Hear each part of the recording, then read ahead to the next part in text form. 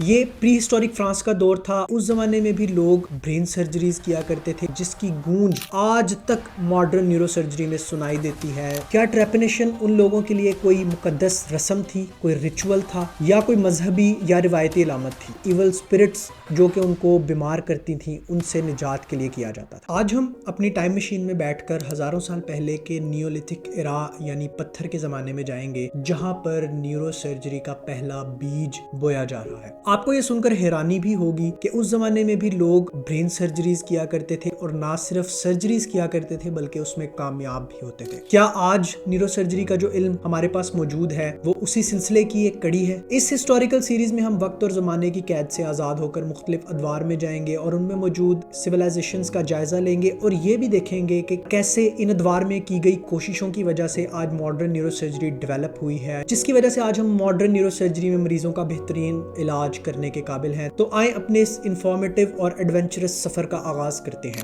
آج سے تقریباً 2000 سال اور 10,000 سال کے درمیانی عرصے کو ہم نیولتھک ایرا یعنی کہ پتھر کے زمانے کے نام سے جانتے ہیں۔ یہ وہ زمانہ ہے جب میجر سویلائزیشن شفٹس دیکھی جا رہی تھی، لوگ چھوٹی چھوٹی کالونیز بنا کر ان میں آباد ہو رہے تھے، ماڈرن سویلائزیشن کی بنیاد رکھی جا رہی تھی، مختلف قسم کے اوزار اور سرجیکل ٹولز بنائے جا رہے تھے، اور انسان جو کہ اس دور میں رہتے تھے وہ اپنا گزر بسر زیادہ تر شکار کے ذریعے کرتے تھے۔ یہ پری ہسٹورک فرانس کا دور تھا، اور اس دور میں رہنے والے انسان اتنے ذہین تھے کہ وہ یہ بات سمجھ چکے تھے کہ دماغ پر لگنے والی چوٹ کسی بھی جاندار کے لیے جان لیوا ثابت ہو سکتی ہے، چاہے وہ کوئی جانور ہو جس کا انہوں نے شکار کرنا ہو یا پھر کوئی انسان ہو۔ اور آثار قدیمہ میں ملنے والی سکلز یعنی کھوپڑیاں جو کہ اس دور سے تعلق رکھتی ہیں، وہ ہمارے اس فیکٹ کی تصدیق بھی کرتی ہیں۔ لیکن سب سے زیادہ حیران کن بات اس دور میں کیا جانے والا ایک اہم پروسیجر ہے جس کی گونج آج تک ماڈرن نیورو سرجری میں سنائی دیتی ہے۔ اس پروسیجر کو ٹریپنیشن کے نام سے جانا جاتا ہے۔ ٹریپنیشن یونانی زبان کا ایک لفظ ہے جس کو اگر ہم انگلش میں ٹرانسلیٹ کریں تو اس کا لٹرل میننگ بورر بنتا ہے، یعنی کہ کھوپڑی میں سوراخ کر دینا۔ اور آج ماڈرن نیورو سرجری میں بھی بر ہول کرینیوٹمی ایک پراپر نیورو سرجیکل پروسیجر ہے، اور یہ پروسیجر بہت سارے کیسز میں انتہائی اہم ہوتا ہے کہ یہ مریض کی جان بھی بچا سکتا ہے۔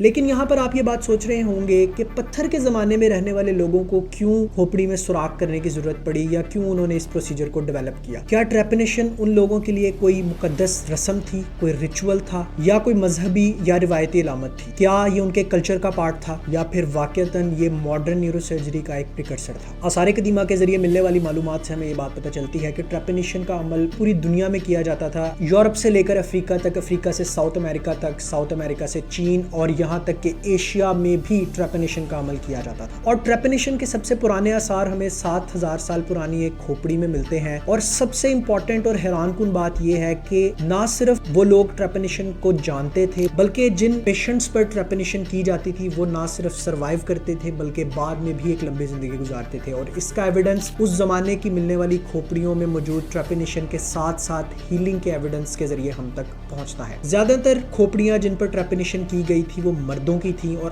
آپ یہ بات بہت اچھی طرح جانتے ہیں کہ مرد ہی زیادہ تر شکار کے لیے جایا کرتے تھے، اور مرد ہی جنگوں میں اور لڑائیوں میں بھی ملوث ہوتے تھے۔ تو یہ بات سمجھ میں آتی ہے کہ کیوں مردوں کی کھوپڑیوں میں ٹریپنیشن زیادہ دیکھی جاتی ہے۔ یہاں پر ایک سوال اٹھتا ہے کہ ٹریپنیشن کی کیوں جاتی تھی؟ آخر کیا ضرورت پڑی اس دور کے انسان کو کہ وہ کسی اور شخص کی کھوپڑی میں سوراخ کرے؟ اس بارے میں بھی ہمارے پاس مختلف تھیوریز موجود ہیں۔ کچھ کا کہنا یہ ہے کہ وہ ہیڈ انجری کو ٹریٹ کرنے کے لیے ٹریپنیشن کرتے تھے تاکہ دماغ میں موجود پریشر کو کم کیا جا سکے۔ کچھ لوگ یہ کہتے ہیں کہ ٹریپنیشن مرگی کے علاج کے لیے کی جاتی تھی، اور بعض لوگوں کا تو یہ بھی ماننا ہے کہ یہ عمل ایول اسپرٹس جو کہ ان کو بیمار کرتی تھیں ان سے نجات کے لیے کیا جاتا تھا۔ اگر عام فہم الفاظ میں بات کی جائے تو جنات سے نجات حاصل کرنے کے لیے ٹریپنیشن کا عمل کیا جاتا تھا۔ یہاں پر ڈاکٹر پلینیو پرایوریشی کا ذکر کرنا بہت ضروری ہے، جو کہ ایک میڈیکل ہسٹورین تھے۔ ڈاکٹر پلینیو کے مطابق وہ کھوپڑیاں جن پر مکمل ٹریپنیشن نہیں کی گئی، یہ پاسبلٹی ہے کہ وہ دوران آپریشن ہی ہوش میں آ گئے ہوں، کیونکہ بون ہیلنگ کے ایویڈنس ان کھوپڑیوں میں موجود تھے۔ ان مریضوں نے ایک لمبی زندگی بھی گزاری ہے۔ آج ماڈرن نیورو سرجری میں ہم یہ بات جانتے ہیں کہ جس طرح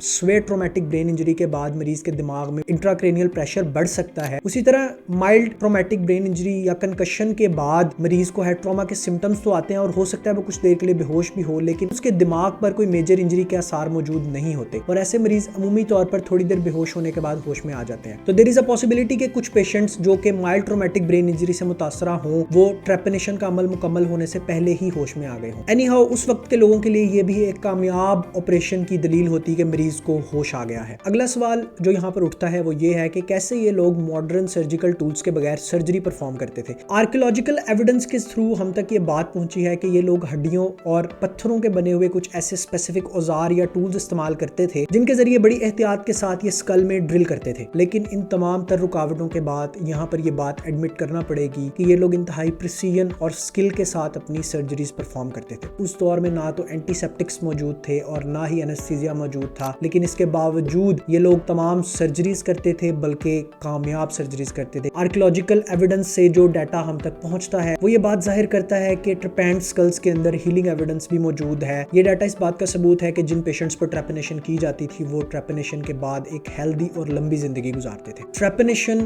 نیورو سرجری کی ارلیسٹ فارم تھی اور اس بات کا ثبوت تھی کہ انسان کتنا کیوریس اور اپنے ارادے کا پکا ہے۔ ٹریپنیشن کا پروسیجر کیوں کیا جاتا تھا، چاہے یہ بات آج تک ایک مسٹری ہی کیوں نہ ہو، لیکن ٹریپنیشن کا پروسیجر اس بات کا منہ بولتا ثبوت ہے کہ ہمارے آباء و اجداد نے ماڈرن نیورو سرجری کی ایک ٹھوس بنیاد رکھی، اور شاید یہی وجہ ہے کہ ہم نیورو سرجری میں بھی اتنی ترقی کر چکے ہیں۔ ٹریپنیشن کی یہ کہانی ہمیں اس بات کی یاد دلاتی ہے کہ ہم نے اپنا سفر کہاں سے شروع کیا۔ امید ہے یہ ویڈیو آپ کے لیے انسائٹفل ثابت ہوئی ہوگی۔ اس سیریز کی آنے والی ویڈیوز میں ہم ڈیفرنٹ اینشینٹ سویلائزیشنز میں جائیں گے اور دیکھیں گے کیسے ان ادوار میں نیورو سرجری ڈیولپ کی گئی اور کیسے ان ادوار کا علم ہم تک پہنچا۔ Thank you so much.